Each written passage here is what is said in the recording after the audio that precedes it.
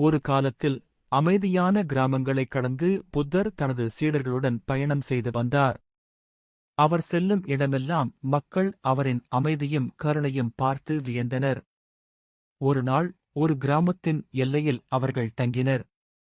அந்த கிராமத்தில் ஒரு மனிதன் இருந்தான். அவன் எப்போதும் கோபமாக பேசுபவன், சிறிய விஷயத்திற்கே சண்டை போடுவான். மக்கள் அவனைப் பார்த்தால் பயப்படுவார்கள்.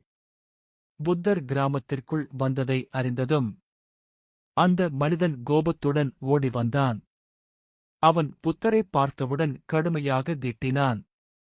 அவரது வார்த்தைகள் கூர்மையாகவும் கடினமாகவும் இருந்தன.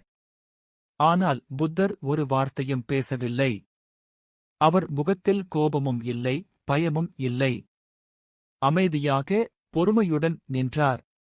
சில நேரம் கழிந்தது. திட்டித் தீர்த்தும் புத்தர் அமைதியாக இருப்பதைப் பார்த்து அந்த மனிதனின் கோபம் மெதுவாக தளர்ந்தது. அவன் மனதில் குழப்பம் ஏற்பட்டது. அப்போது புத்தர் மெதுவாக கேட்டார், ஒருவர் உங்களுக்கு ஒரு பரிசு கொடுத்தால், அதை நீங்கள் ஏற்கவில்லை என்றால், அந்த பரிசு யாரிடம் இருக்கும்?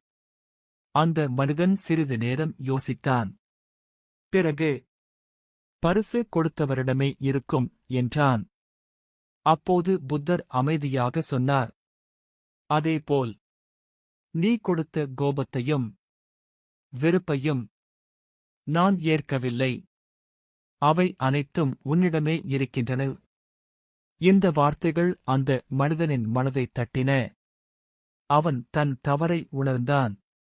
அவரது கண்கள் தாழ்ந்தன. கோபம் கரைந்து வருத்தம் தோன்றியது. அவன் புத்தரின் காலடியில் பணிந்து, என்னை மன்னியுங்கள். என் கோபமே எனக்கு துன்பம் தந்தது என்றான். புத்தர் புன்னகையுடன் அவனை ஆசீர்வதித்தார்.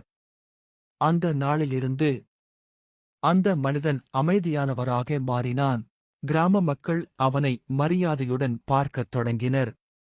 நீதி, கோபத்தை கோபத்தால் வெல்ல முடியாது. பொறுமையும் அமைதியும்தான்